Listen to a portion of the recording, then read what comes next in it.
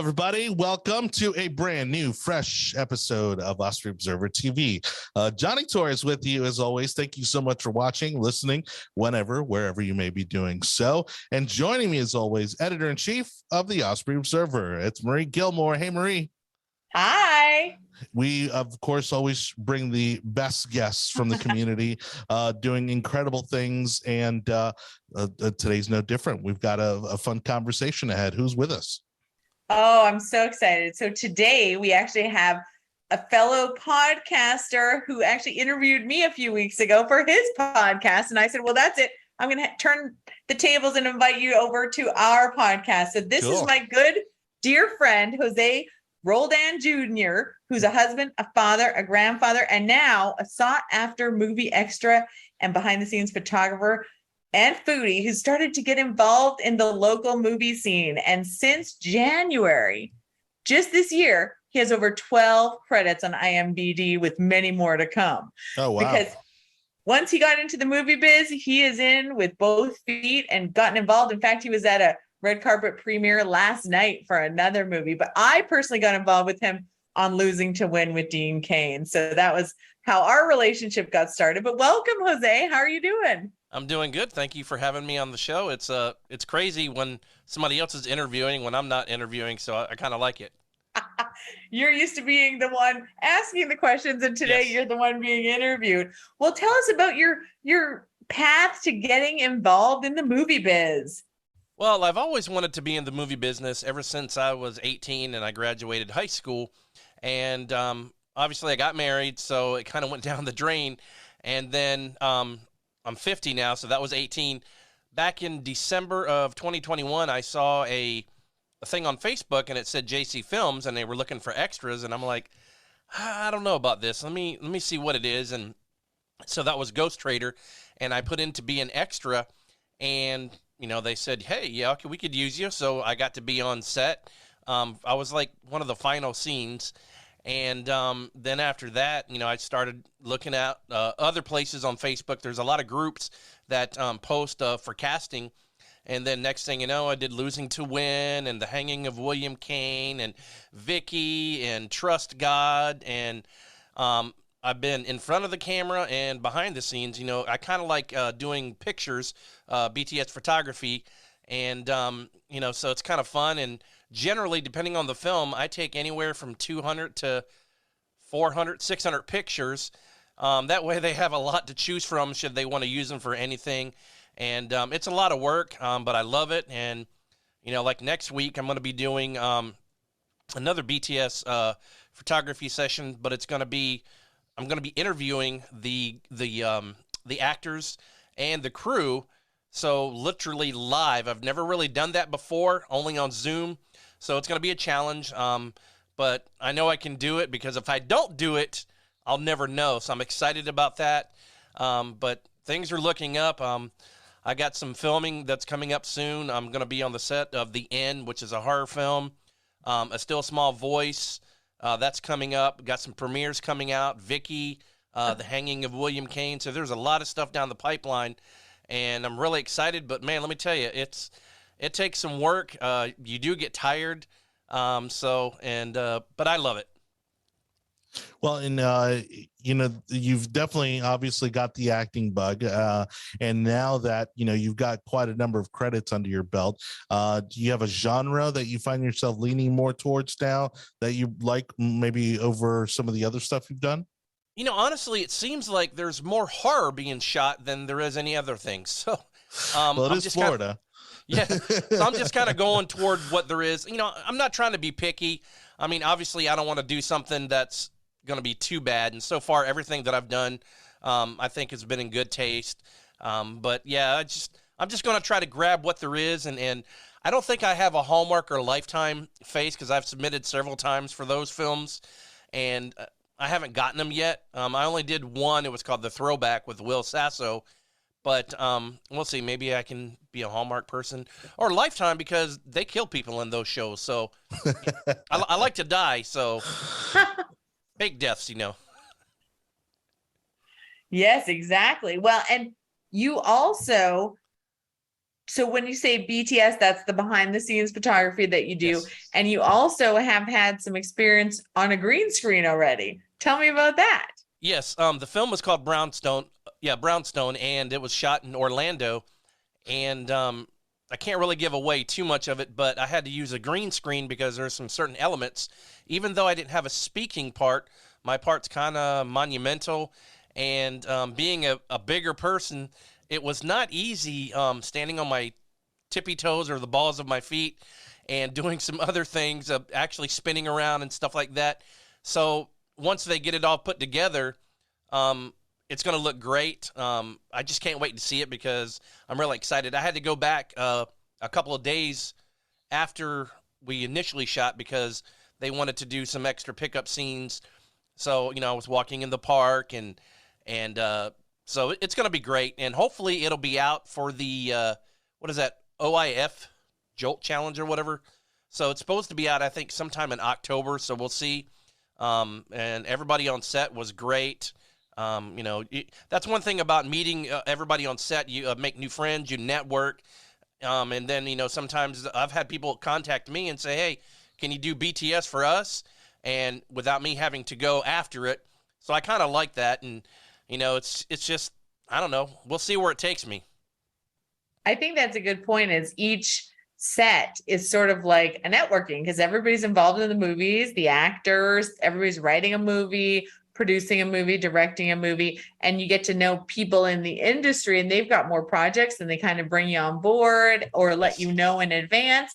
And also being part of the JC Films Tampa Production Club, there'll be more opportunities for us to learn, take some workshops, and have opportunities for more movies too. And anybody is welcome to join the JC Films Production Club. So that's kind of fun that it's become open to the community instead of sort of that Hollywood closed, environment that we think of. And I actually have become very surprised after living in Hillsborough County for 26 years, how many movies are shooting locally, Tampa, Hillsborough County, Pasco County, Pinellas County. There's movies all over the place filming, TV shows, movies, and documentaries. So it's kind of exciting to be involved in the industry a little bit. Yeah, well, I didn't realize that either. Yeah, I mean, Marie, you and I have talked offline, how about the former CEO of Clearwater Marine Aquarium who produced Dolphin Tale and Dolphin Tale 2. I think just within this year alone, I think he's slated to do about 10 or 12 films here in Tampa Bay, which is unbelievable. Unbelievable. He's in line with a lot of those kind of Lifetime Hallmark movies. But, the beautiful thing is they're all being shot here. And I think it also is a testament to the diversity that we have here in terms of not only the folks who live here, but even the type of communities that we have, I think. And so that's incredibly exciting.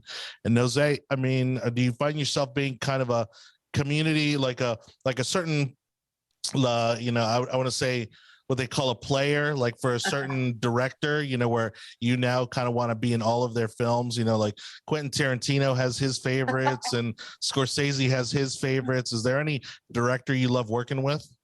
I love working with them all. I don't want to pick one out over the other because each one of them has their own unique abilities and special. Oh, okay. My green screen just fell down. Oh no. Whoops. There we go. Movie magic. So they all have their special abilities. So, I can't pick one over the other. Everybody that I've worked under has been great. And I would work with them again in a heartbeat if they asked or whatever.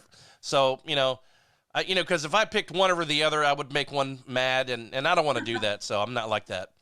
No, everybody's got good qualities. You're a glass half full type of a person, which there's nothing wrong with that, Jose, especially. So this is sort of a something you're starting later in life, and I think you fit right in. And you've done a couple Westerns, and it was interesting because I haven't been there, but there's a little sort of a Western town set in Parrish. And you've been over there a couple times for a couple different movies that have shot it's perfect for the Westerns. I think Florida has so much to offer. You can be in the beach one day, the swamp another. We can look like the jungle. You can find a little bit of a hilly area and look like other things. We just have such a great diversity. Plus our weather, you can film 12 months a year. Exactly. I think Florida is ideal as a place for movie shooting. Well, that Western set is called Dry Creek, and I was there for the hanging of William Cain.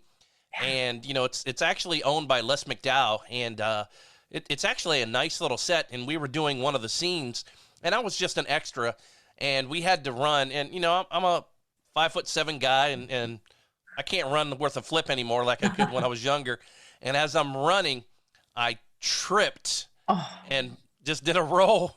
And, you know, it's not so bad when it's a couple of people watching, but there was probably a couple of 100 people watching. And then you get up and everybody's just like clapping and, you know, it's like, you know, so it was kind of embarrassing, but it was still fun. I got up, brushed off my clothes, and they were like, go ahead and sit down. So I sat down for a little bit, and I'm like, now let me get back up because I'm ready to do this again. And thank goodness I took some ibuprofen, though. Yes. Yeah. No kidding. So I know the movies are keeping you busy, but in addition to that, you have the Jose Show. Tell me a little bit about that. Well, I got a podcast, and then I do a live show for Zephyr Hills called the Jose Show Zephyr Hills Edition. And basically what my podcast is, which is also on the radio, turfsupradio.com, I try to get a hold of people that you may never hear of or hear their story, from people that's been abducted by aliens, that saw Bigfoot, board game designers, actors, directors, people that's had cancer. So I try to interview people like that, so that way they can get their story out. And probably the Bigfoot one and the alien one is hard to get a hold of because people are scared and they don't want to talk about it. But I enjoy doing it. I enjoy hearing their stories. I've even cried on a few of them, especially the one where the lady was a human trafficked for 17 years. Yeah, so that's a really good story. You know, she's saved and a Christian now. So I love doing it, and I'm going to continue to do it as long as the Lord allows me. So some serious subject matter in addition to some fun and sort of whimsy subject matter as well. Well, it's just been awesome talking to you. I know I'm going to see you again because we have a red carpet premiere coming up, and I'm going to see you again on the set in the near future. But how can people get a hold of your podcast, get in touch with you? Give us some contact information for you. Okay, so right now, if you want to go to thejoseshow.com, there's actually a player. I have some links, but I still got to update it. It's just so hard to update it.